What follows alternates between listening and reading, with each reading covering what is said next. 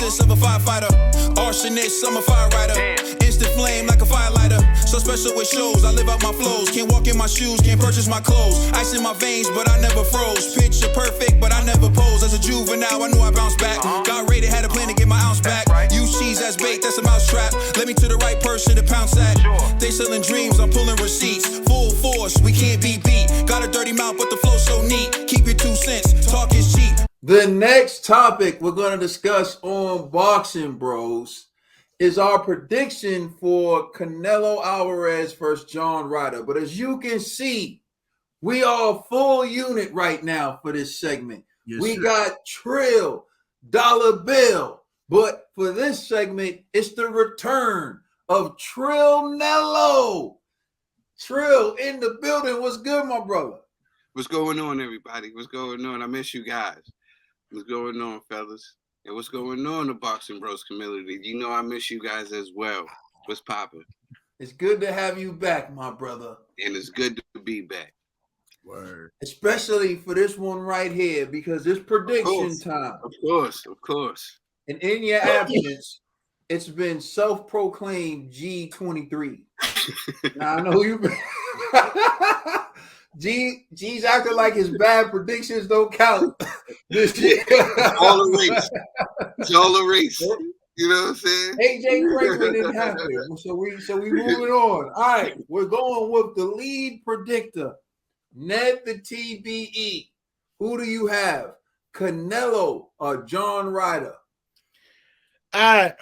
So this is a fight I didn't expect to happen on Cinco de Mayo weekend, but John Ryder has faced the likes of Nick Blackwell, Jack Armfield, Rocky Fielding, Calvin Smith. He done took some loss to these guys, but he has a record of 32-5, and you know, it seems like he's a veteran in the sport. He's well trained. He knows what. Sorry about that. I hear things. I don't know if y'all G, what are you doing, G? I hear things. I don't know. Don't touch your forehead again, G. Yeah, touch your forehead again, G. It's over. I feel John Ryder, he's an experienced fighter. He's he's matured in the sport. And you know, maybe he can give Canelo some trouble. So that's why I'm riding with Canelo. Because Canelo's that dog. He's that guy. It's Cinco de Mayo. He's going to put it on for his country. It's Independence Day weekend for a reason for him. And Canelo going to knock that boy out. Easy. Clean. And nothing less to say. All right, Conspiracy G, man. What's your prediction? Yeah, it's going to be obvious. I'm going with Canelo Alvarez. This doesn't even require a G23 pick. This is you mean it doesn't require G? No, G23 or not? All right, I'll put the stamp on it. Stamp it. G23 is stamped. Canelo is going to violate my man. We eating fish and chips that day. It just is what it is. You know what I'm saying? Boom. This dude, funny, man. All right, I'm gonna go and then I'm gonna throw it to Trill last. Listen, man. Do we really need to do the segment? Listen, I want to throw this out there though, because Ned kind of downplayed John Ryder. He said he lost to Callum Smith, but a lot of people thought he won that fight against Callum Smith. And John Ryder has been in some close fights where he hasn't gotten the decision. So I just want to throw that out there that, you know, their records, people have records, but sometimes the record doesn't explain everything. John Ryder is a tough fighter. He's given everyone a tough fight. He's not an easy opponent. He beat Daniel Jacobs. So you going over his L's, but you left that big win out. Like, John Ryder isn't a pushover. So I know a lot of people are like, oh, Canelo's fighting John Ryder. Okay, so like, here's the thing. You want a man to fight Callum Smith. You want him to fight Caleb Plant and all the best back to back with no in between. And it's not like his in between's John Ryder. And again, I know for some folks they're gonna be like, "Oh, well, John Ryder isn't elite level. He's no scrub either." So, like, you're not just picking anyone and throwing them in the ring with John Ryder, and they're gonna walk out of there with an easy victory. So, like, let's stop with the cap. And I don't like doing this. But like John Ryder, David Avanesian. John Ryder, David Avanesian. Who you think's better? John Ryder's better. So if you okay with someone fighting the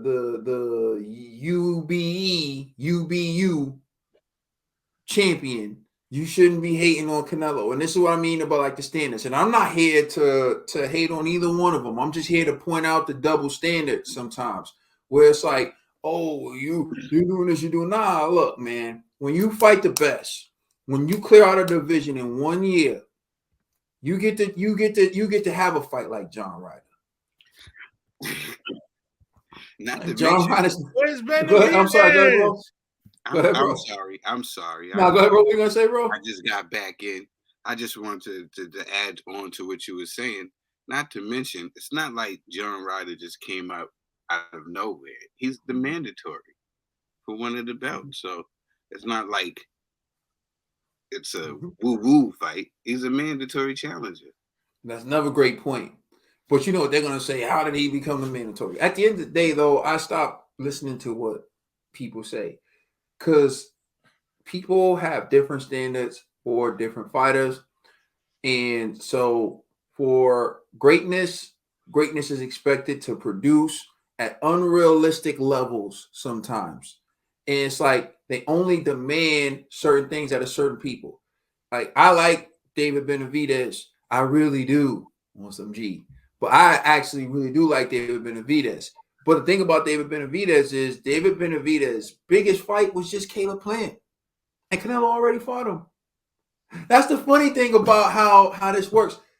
David Benavidez's biggest fight was the guy Canelo knocked out to become undisputed. And Benavidez is getting more credit for being Plant than Canelo is. That's how you know you're great. That's the Floyd Mayweather curse. That's what you got to go through when you are at the top of the heap. So who am I going with? Canelo Alvarez. He gonna knock that boy out. On do rounds. I'm gonna say whenever he feel like it. And now it's the return of Trill Mello. He's here to give his prediction. Go ahead, brother. Yeah. I definitely wanted to give my prediction in return of Canelo. Canelo returns. So I definitely had to return. And I jotted some things down while I was thinking about this. In 1993, yeah, bear with me, please.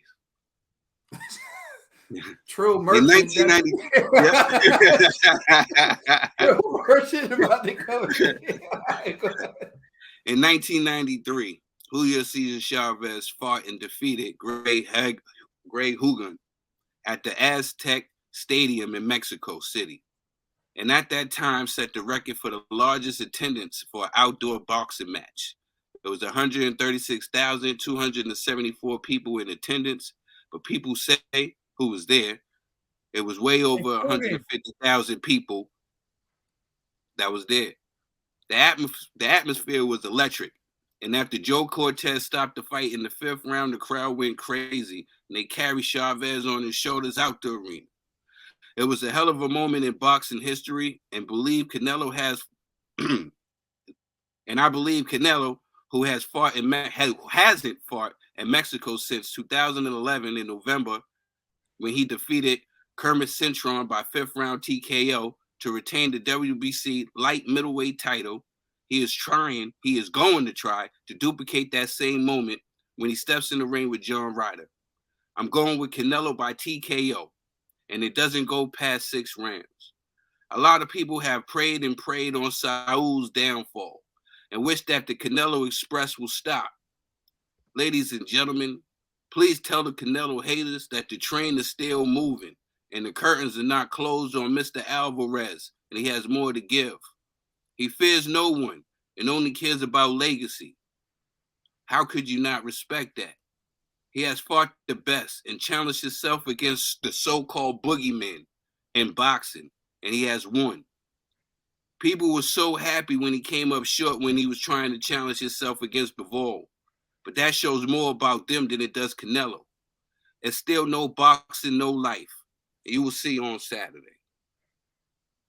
That's dope, man. You're right. That's it. That Julio Cesar Chavez moment. Yeah, man. If he can recreate that, that'll be dope. That'll be dope. That's what I think. You know what else you brought up that's crazy? You brought up Kermit Cintron. And I'm thinking Kermit was a really decent fighter. Mm-hmm. And like that's how long he's been doing it. And people don't even Kermit Cintron won't ring bells to the casual, but to the people who were watching the fights, like you know, Kermit was a solid fighter, man. You know, it's crazy. All right, you know, so that's our that was prediction. in 2011. Huh? Yeah, 2011. That's what I'm saying. 2011 fighting Kermit Cintron and his resume. Yeah. You know, that's what I mean about greatness, man. It's like Dylan Brooks with LeBron James, man. You know what I'm saying? Let us know how you feel in the comment section. Please like and subscribe. Check us out on Instagram and Twitter. And please check out our podcast on all major streaming services. I'm back. It's the Boxing Bros, baby. You already know. Yeah, you on mute. Makeup ready now. You on mute. Yes, $1 bill. Let's go. Makeup ready, that Todd.